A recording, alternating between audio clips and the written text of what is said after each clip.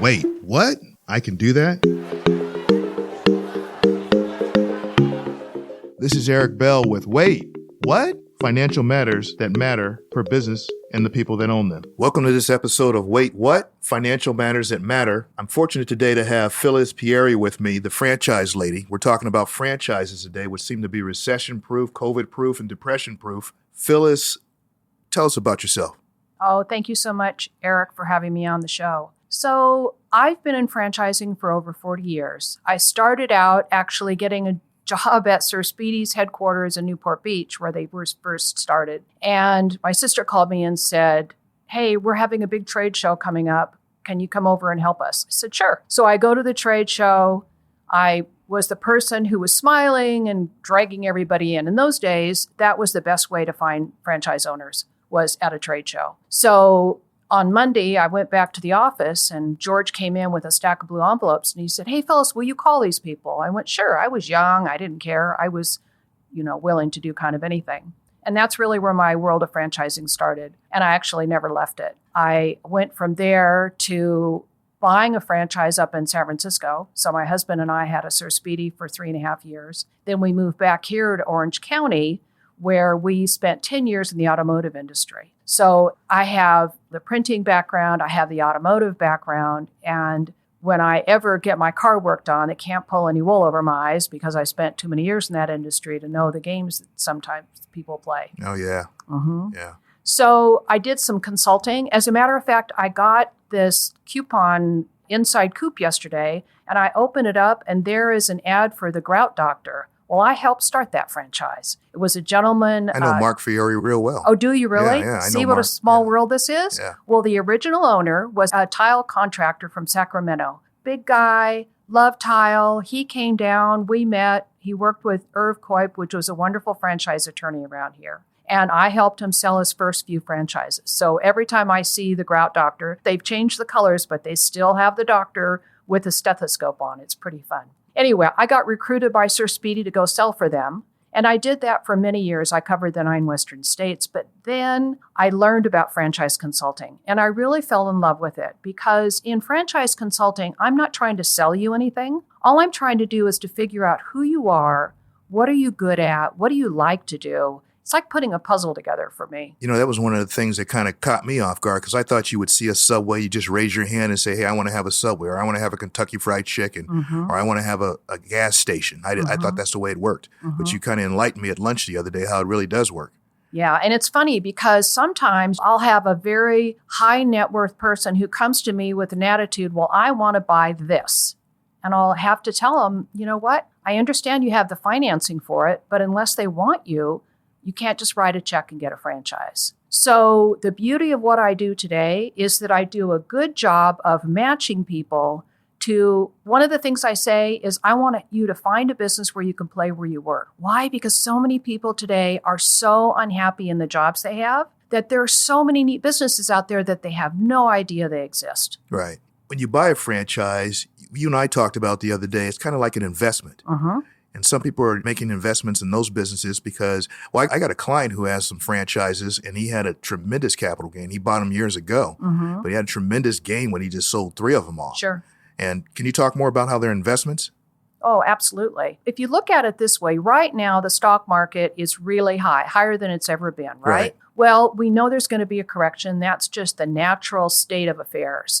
Well, people really should consider investing in a franchise. They can protect the money that they are investing in the business, take the money out of the stock market or take it out of their 401k, put it in a business, self-fund their own business. And a lot of people, we're seeing a lot of cash purchases these days because people are doing just that, investing in themselves. And it could be a full-time business that they're doing, or they could keep their job if they love it, and they can be building equity on the side. I wanted to go over that 401k thing because I always was under the impression that if you pull money out of a 401k before you're 59 and a half, there'd be a penalty, taxes, and so forth. How do people do that without the penalties and taxes?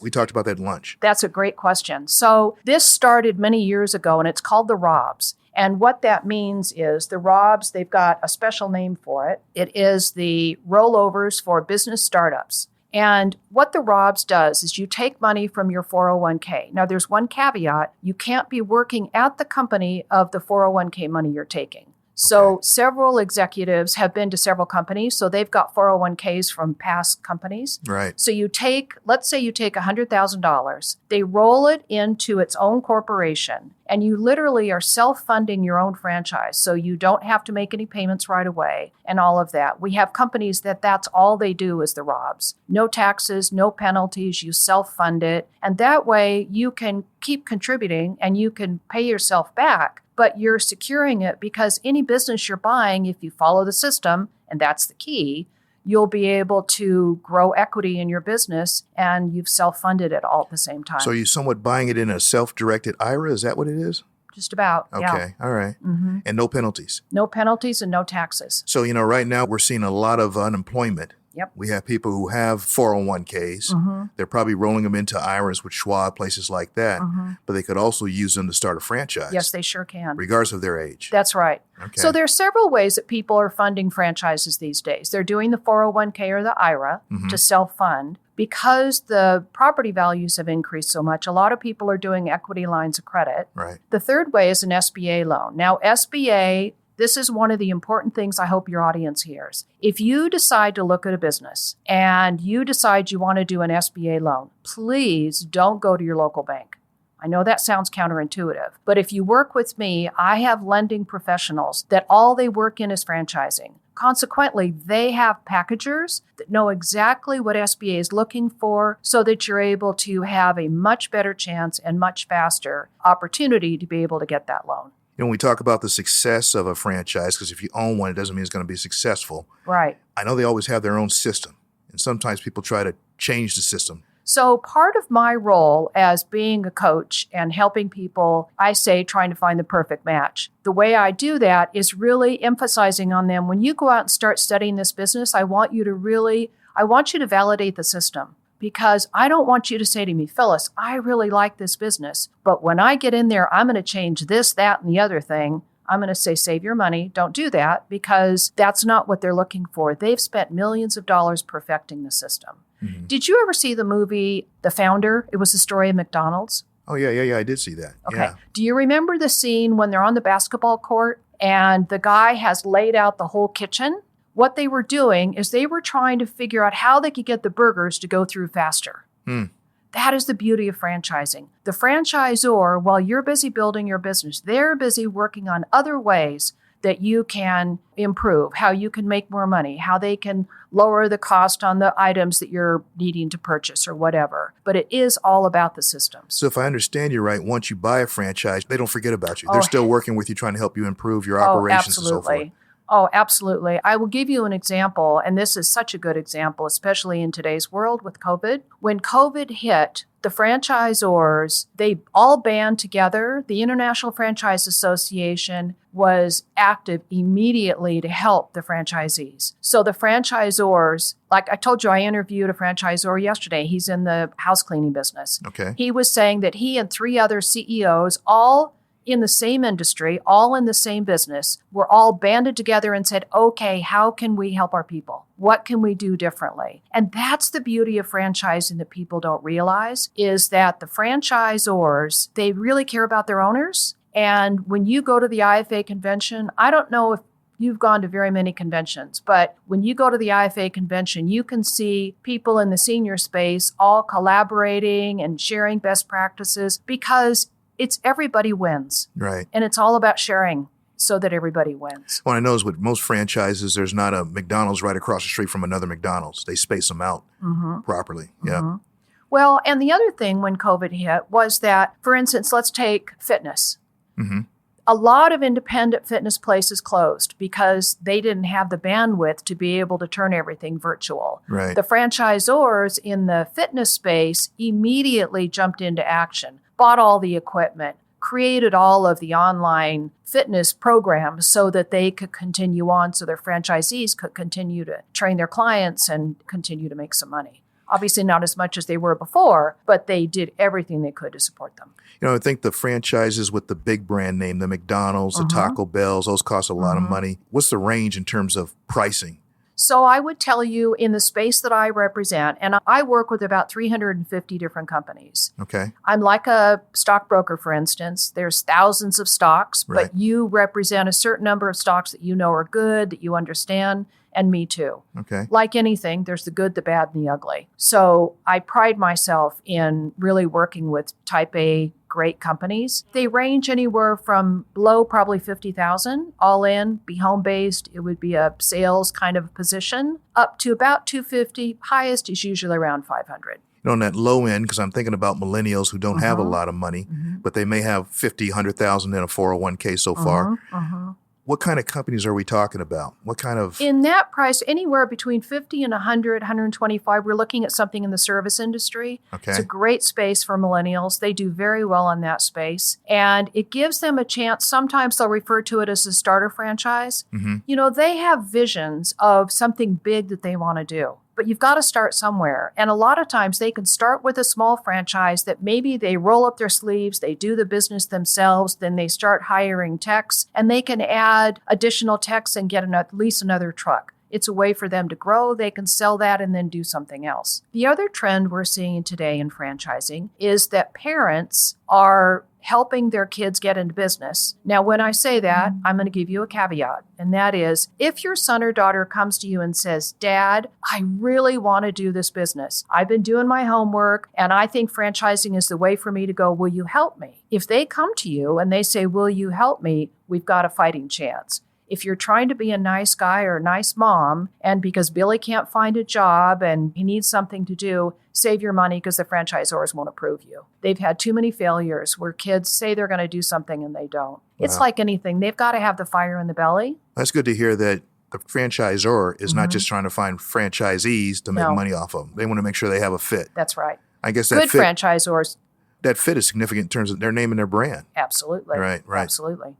You know, one of the franchises I've seen and I like is Subway. They just seem to thrive. I mean, there's always a line there when I go. Lunchtime, even after lunch, before lunch, dinner time. How come they're so successful? Well, because Fred DeLuca, who was the founder of that company, was an amazing person, and he built an incredible brand. And the thing you have to understand that 90% of people, when they think franchising, they think food. So it's just the way it is. However, what people don't realize is that while food may seem really a wonderful opportunity, you've got to go and think about what is a day in a life going to be like. Because when I say to somebody, okay, I get everybody has to eat. However, how do you like HR? And you'll, what are you talking about? How do you like HR? Well, if you have a Subway, the chances are you're going to always be hiring somebody because you're dealing with high school kids or early college, and they party and they don't go to work, they don't show up, and somebody's got to do it. So it really depends on the kind of business you want. But when it comes to someone like Fred DeLuca, I think he had 4,200 locations when he passed away. He died of cancer a few years ago. And he was incredible. He was the kind of man who, even as popular as he was and as successful as he was, as a matter of fact, the gentleman that I interviewed yesterday, it's Ron Holt, and he owns 2 maids and a mop. He said the first time he went to the IFA, he was at a round table and he heard Fred DeLuca, who was leading the round table, talking. And he went up to him later and he said, gee, could I possibly call you sometime? Fred said, oh, sure, no problem. Here, let me give you my cell number. I'll put it on the back of my card. Call me anytime. Wow. That is Fred DeLuca. Right. And that's the franchise industry. That's what we do. Back to Subway. Subway opens up at 10 or whatever it does, 9 o'clock in the morning, but there's so much prep before that. That's right. There's so much stuff after the fact. So you're really working a lot of hours when you have on your own business. That's right. Yeah. The people that do best. So anyone who's looking at any of those big food brands, those brands are not looking to sell one Subway. They're not looking to sell one Jack in the Box. Okay. They are looking to sell 5 or 10. Wow. As a matter of fact, when Mod Pizza, who I noticed is here on El Toro, I think it is, and they started up in the state of Washington, they were owned, their minimum was you had to buy 5. So they're looking for large investors. Okay. I know some people who have like locked down Orange County for specific franchises, locked down LA or parts of LA anyway. You're buying multiple, and if you fail, let's say you're failing because you're not opening up the clip that you promised, how does that work? Are they recalibrated? It depends on the franchisor. So when you buy multiple units like that, and franchisors like to do that if they feel the person is experienced and will be able to go, they go on what's called a development schedule. So they guarantee that they will open the first one in year one, and then maybe 9 months later, they have to start looking for number 2 and so forth. The reason they have a development agreement, though, is that in the past, we know what's happened is that people get grandiose and they go, oh, yeah, I want 10 of these. And they get in, they open one and they go, oh, my God, that was a lot of work. Right. I had no idea. And so they have a tendency to go, oh, I don't know if I'm going to want to do 10. So a lot of times they'll buy back the territory so that they can market it to somebody else. And that's why they put in the development agreement. They don't want to have a big hunk of territory out there that nobody's developing because this guy decided he didn't want to. Let's talk about your process a little bit, Phyllis. How does it work? Someone contacts you, they go to your website and they say, hey, I want to talk.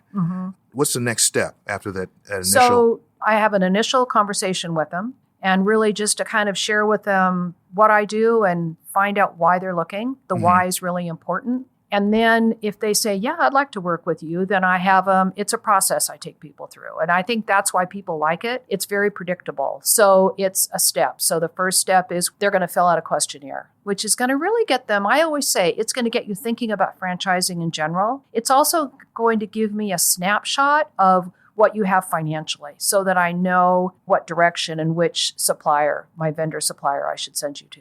And then after I get that back, I do a consultation, and that could be an hour, 2 hours. And that's really all about taking a deep dive. That's when I'm building their business plan. That's when I'm figuring out the characteristics that they want in a business. Once I've identified all of those characteristics, then I go out and do my research. See, what people don't realize is, for instance, the state of California is what we call a registration state. Because it's a registration state, not everybody opens up here. I mean, there are some, for instance, there's a couple food franchises in our inventory that they're not going to come to California because there's too much competition.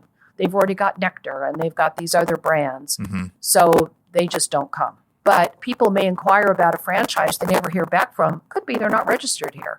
And so they won't ever hear back from. That's why working with me, I know who's here. I know if there's availability. And it's important. I spend a lot of time with my franchise partners, getting to know them and knowing who is the ideal candidate so that I could do a good job matching. So if I said I want to run a Subway after I do my kind of aptitude test with you, you might say, Eric, you're not really fit for that. You're fit more for a postal service type of thing. Okay, so you have no, I don't want to say hidden agenda, that's too strong, but you have no incentive to steer anybody any particular direction. It's all client-driven. It's all client-driven. Probably to a fault. Okay. Because I do have a tendency to fall in love with certain brands, but they have an idea of what they think they want. And then if I show it, and most of the time I won't even show, we'll have a conversation and I literally will talk them out of it. That's because you don't know what you don't know, right? And I know what they're doing behind the scenes. I know what they're looking for. And when I work with somebody, I really do listen and I really pay attention to little things that they say, because so many times it's little things that I go, oh, wow, I bet they would love Fiber New. So when you buy a franchise, I think there's some kind of build out phase that, it's not, yes, it's if not it's like a retail location. It's not like you flip the switch and it's there. No. What's the timing you say in terms of how long does it take to go through your process, find the right franchise, build the franchise, depending on what it is. I would think with a restaurant, it's more complicated with all the equipment. But how long does it normally take? What should somebody think? Is it a 6-month process, 3 months, or how long? Well, figure it's going to take, my process that I work with people is anywhere from 4 to 8 weeks. Okay. And then it used to be 3 to 6, but people are taking longer now. They're a little more cautious, which is fine. I get that. Right. If they're looking for something retail, that's what's going to take the time. Now, when COVID hit, and unfortunately a lot of people closed their businesses, I feel sorry for those people. However, the franchise units stayed healthy because they had the big support. So there is going to be real estate opportunity now that we didn't have before. And the interest rates are really low. So if you were ever going to consider doing a business that had a retail location, it really is a good time to consider. Your interest rates are low. A lot of vacancies out there. There's going to be a lot of vacancies, yeah. Even more than we see now. Mm-hmm. So the time that it takes, you have 3 key things. You have finding the location and understand that a franchise company is going to have if they have a location, they will have a real estate department. And that department will help you every step of the way. They help you find the location. They help you negotiate the lease. They help you get the permits done and all of it. Because literally when somebody signs the franchise agreement and they submit it, the franchisor takes it before a group and says, what do you think? They've had a discovery day, and what do you think? Oh, I think he'd be a good fit. Or they'll say, you know what? When he came to discovery day, he was late. He didn't, he just was kind of shy, didn't really participate Didn't have the enthusiasm. Right. I don't think he'd be good for our brand. Wow. So they say no. And now we have to start all over again. You talked about retail opportunities. Are there wholesale opportunities also, or? Okay. No. Okay. No, we're really we deal in like business services. We deal in retail, a lot of service. Mm-hmm. There's one of the words you'll hear today is essential businesses. Okay. And those are franchises that have been thriving during COVID. And those are the house cleaning and all the services that need to be done. Well, you can only imagine people were quarantined in their houses. Well, guess what? Now they want to fix them up. Mm-hmm. They've been spending a lot of time at home. Now they're saying, we used to go out to dinner all the time. I really kind of like getting back cooking again, but I need to redo my kitchen. Right. So there's a lot of that going on, and that's always been the case. The service industry is always a really good business because it has predictable income and it has residual income. The maid business, for instance, great business. Why? Because it has a residual income. Because you're going to have repeat customers. You said essential services. Can you? Mm-hmm. To me, I always thought about, in reference to COVID, I'm thinking about doctors, nurses, firemen, policemen. Mm-hmm. No, but we're talking about house cleaning and painting and electric and plumbing. Okay. And those are all essential services. Yeah, I never thought of them that way. Yeah, of course. Yeah. Well, and look at what's happening with food. Well, our food industry has suffered in some ways, but in a lot of ways, it hasn't suffered that much because of pickup and delivery. Mm-hmm. Well, now we have something called ghost kitchens. You're going to hear a lot about these. What these are is this is literally, you could buy a location and put your restaurant in there. You could also buy a ghost kitchen. It is like a warehouse that has 40 kitchens in it. You buy one of the kitchens, right? And then all of your online ordering is prepared in the ghost kitchen and is picked up and delivered to the residents. Wow, that's going to be real popular. But see, that's where franchising picks up on key ideas and runs with it. We have a problem. Franchising's probably come up with a solution for it. Let's talk about the mom and pop pizza place that kind of went out of business, but they still have some savings. Mm-hmm. They could always call you. They got experience in that area and maybe shift to I'm just using Round Table as an example, or Pizza Hut or something of that sort. I think they would be excellent candidates. They would probably be excellent candidates, but see, they're foodies. I don't know. They might want to stay in food, and if they want to, I can help them find other brands. Mm-hmm. It would be nice for them to look at maybe doing something different. If they're not a multi-unit, big, high-powered corporation kind of thing, it would be fun to help them look at something that would be simpler, not so many hours. I mean, I know somebody personally who's they own a restaurant, and she'd love to talk to me about, I want to go do something fun. Okay. This is a lot of work. But was it a lot of work because they weren't part of a franchise? They had to think through their whole process? I'm just thinking if the process was streamlined for them, yeah, but it's still a lot of work. Oh. Food is just plain a lot of work. Mm-hmm. But food people are foodies. It's kind of like I have ink in my blood. When I walk into Quick Copy, and it's so sad that they don't have ink anymore, because there was just something about the smell of that ink that it was just like a flashback to when I had my Sir Speedy. But there's just something about the hustle bustle in a print shop that I love. Mm-hmm. And same thing with food. If they're foodies, they just love that interaction. But good owners of food establishments, they're in the back watching the money. Wow. They have to be really good with the money because the margins are very small. That's about all I got today, Phyllis. I don't know if you have anything else that you want to talk about. Well, I would just like to say that what people don't realize is that my service is free. Mm-hmm. And the way I get paid is if I find a great franchise for you, I get paid by the franchisor. And let me share with you why. If you only imagine people are clicking around on the internet and they're going, I like this and I like that. And then they send in the lead and then people call them and go, I'm not interested anymore. My boss, he made up with me. So I do a lot of that heavy lifting for my franchisors. So you vet them. I vet them, absolutely. Right. So when they get my lead, you go to the front of the line. Mm-hmm. They're excited to talk to you. They know that you're qualified, that you're a good candidate, and they're excited to work with you. So, and when they work with me, I give them a free book, like the book I gave you the other day, the Franchise MBA. Yep. So I coach people all along the way. I do the consultation, I introduce them to brands, and then I coach them through every step of doing that investigation to make sure they're getting all of their questions answered. I would think there's other people like you. I'd never heard of this until you and I met. I know, it cracks me up because I hear that all the time. Yeah, there are consultants like myself doing this all over the country. And like any industry, there's the good, the bad, and the ugly. So you just want to make sure you find someone like myself that's got a lot of years of experience and kind of check to see, do they really care about their people? Because to me, I mean, they're my people, and I want to make sure I take good care of them. You know, the experienced franchisee who, let's say they have several, wing stops, but they're shifting gears to go to some other type of food industry. Could you be of service to them, or are they kind of experienced in that space and they don't really need help? Or does everyone kind of need help when they're looking at a new No, I would say opportunity? probably an experienced food person. I have a colleague of mine, and she's found a brand that they're loving. So if you have some experienced food people that might be interested, we could talk about it and see if I could find them something. Really kind of depends. If they've been in the food business for a long time, they might be looking more for just an investment, and we have some of those too. What do you mean just an investment?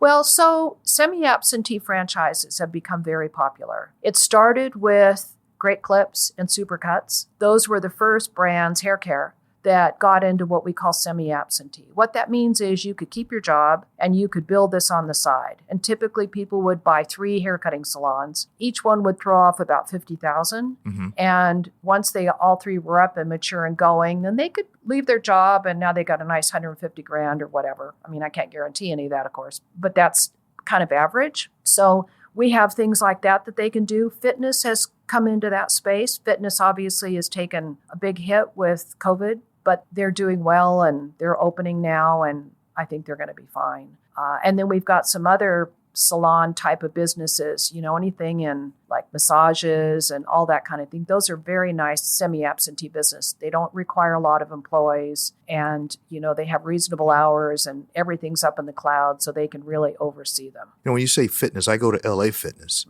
Is that a franchise, or is that owned by the... It's a big box. So there's 3 different types. So that's big box. What we specialize in is the boutique fitness. We specialize in the Yoga 6, and Cycle Bar and Club Pilates. Those are all brands out of Irvine, exponential brands.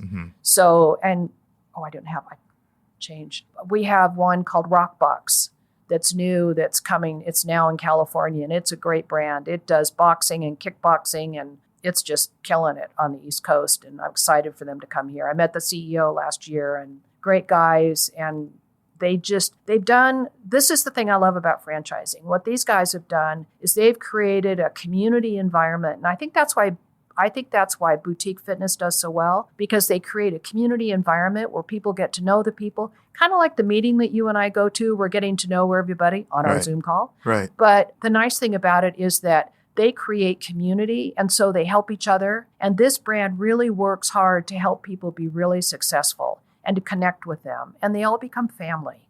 No, you're talking about competition, like when you mentioned Nectar. Some people won't come in because it's a registered state, and Nectar's already here. Is Nectar a franchise? I know you can walk into a place and you're like, God, I like this. I'd like to own one of these. They're a franchise also? Okay. Yeah. All right.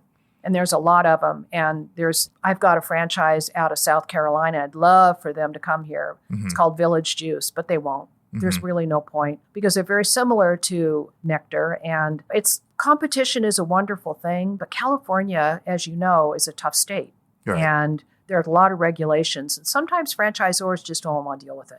Now, speaking of California, are your services available outside of California? Yes, I work with people all over the country. All over the country. Okay. Yeah. That's great to know. Anything else, Phyllis? Not that I can think of, but thank you very much. I've really appreciated the time, and I hope people have learned a little bit about franchising. Well, you're going to make a special offer. I am going to make a special offer. Go ahead. The mic is yours. Oh, anybody who would be interested in having a free consultation, I would love to have you give me a call or send me an email. I think we're going to put in the show notes, we're going to put some contact information. Well, let me just give your website right now. It's yourfranchisecoach.com. That's YOURFRANCHISE